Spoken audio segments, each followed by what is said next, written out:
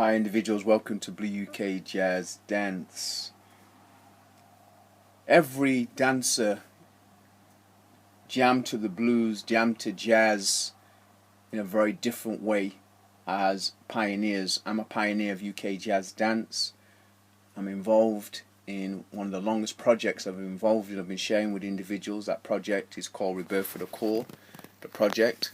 And the project really has been spanned out. It started from 1986 as a project, and originally it was to do with fashion and Manchester's fashion being written out of a key book, key magazine, that was the Face magazine, and being disheartened by that fact.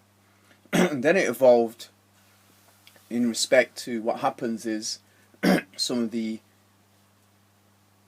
negative experiences I've experienced as a dancer from being from the north of England. Basically nothing, they quote, nothing happens north of Watford, has been one of the key things that I've had to live with, the discrimination I've had to live with for a long time, and I thought that was unacceptable to me.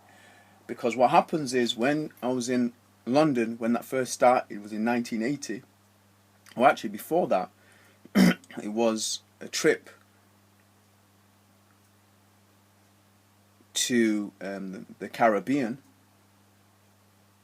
in '73, and a trip to Spain, a cultural trip to Spain in '78, where people had that notion nothing happened north of Watford is actually known around the world. And I thought, wow, in 1980, as an individual, I very much stood up for my city. I was working with my father in London, working with my uncle who runs a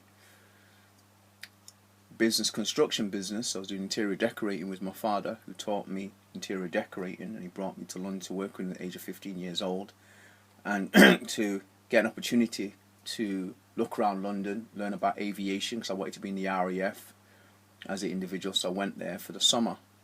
And as an individual, I faced quite a few jokes, as I said, about north of Watford, and I faced seriousness from individuals. I went to the Commonwealth Institute, and my concern was that people making jokes about, oh yeah, people from north of Watford, nothing happens there. And what my concern was, wow, from Europe to living in Britain, people associate nothing happened from north of Watford, and I knew a lot of information about Manchester. Because I said to individuals, wait, hold on, nothing happens north of Watford.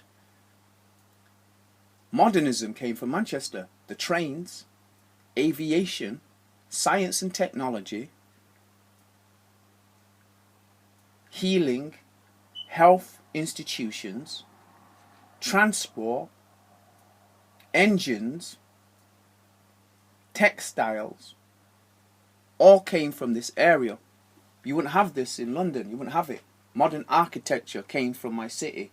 Modern libraries came from my city. Modern parks came from my city. Holidays for workers, seaside holidays, came from my city. So I used to laugh at individuals thinking, wow. And I realised not a laughing matter, because what happens is people actually believe that. And one of the key things was, I've been in the educational system twice in the south. I went to Bedford 89 to 91, and I went to Oxford Brookes University 05 to 10. And amazingly, there, jokes were being made, serious jokes about nothing happens north of Watford. Now, I was doing business, innovation and enterprise, people. Then I went to do business and innovation and enterprise and arts management administration, European arts management administration. I told individuals, you need to really shape up. And I did projects which promoted my love of Manchester. I refused to have individuals talking about business, innovation and enterprise and leave out my city. I love my city too much for that. Then you leave out, boom, boom, boom.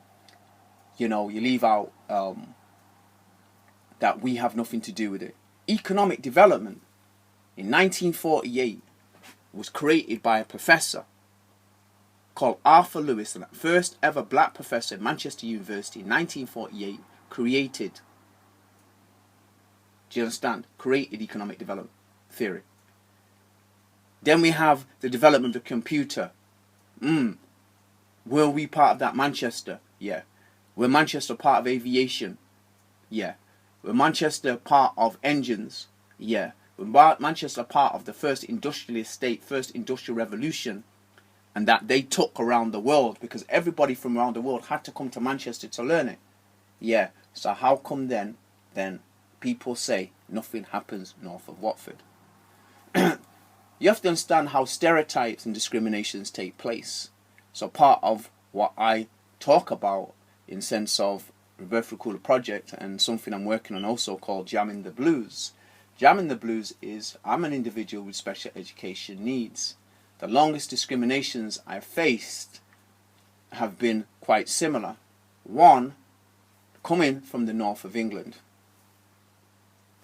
Being a person with special education needs, people come to me or individual write me off as an individual who doesn't have the capacity to lead, manage or organise people. And I say that straight up. From being in university, 2005 to 10, that's how people treated me. Post-university, 2010 to now. For me to do this project that I'm doing, Rebirth for the Cool project, do you know what I'm saying? You need an ability to organise, to manage. You need to know about logistics. You need to know about marketing. You know about research and development. That is part of why I've done the project. It's the longest project I've ever been involved in. And what's happened, amazingly, it's been impeded by individuals. Amazingly, some people don't want my project to come out. Individuals don't want my legacy to be shown. Ways I've been impeded. People have photographs. I initiated photographs to be done and video to be done, and people refused to give me them photographs and video. Then what happened when I identified as an individual, I'm going to speak out about what you're doing or take you into the courts. Then I was intimidated by individuals, threatened by individuals, and my family was threatened by individuals. These are the type of things I've faced as an individual. So part of my project talks about the industry and type of discriminations that I've faced in respect to bringing this project to the table. Now my father died in November 2016, 7th of November, the day before my birthday. And what happened was, that was very disheartening because my father was supposed to be in my project, Rebirth for the Cool, and my son. And my father did not get an opportunity to do so. The reason was because people impeded me in the city, Manchester, from fulfilling my project. I put deadlines to get certain photographs, certain video, to do a film, to get my project done, and individuals deliberately use the photographs for their own ends. Amazing story what I'm about to tell individuals. Anyway, cut long story short, like I said, this is the longest project I've been involved in. And it's a project which is going to share photographs, going to share video, going to share visual arts. Basically, it shares Blue UK Jazz Dance, legacy of leadership, my culture. I created a culture that's unique and distinctive to myself. I'm the first individual that talks about cultural assimilation education. Cultural assimilation education is basic in education where individuals, African diaspora, black and Asian minority groups, are taught not to value the culture that they have. What's happened has been a key book has been written on UK jazz dance scene that unfortunately does not pay respect, integrity and service and excellence to my art form. It makes out that the Western DJ were the ones that educated us in jazz. Now you have to understand the importance of what that statement I'm making, that Western DJ educated us in jazz. That's a total impossibility because African diaspora people have been in Britain for over 500 years. We taught Westerners our music and dance, not the other way around.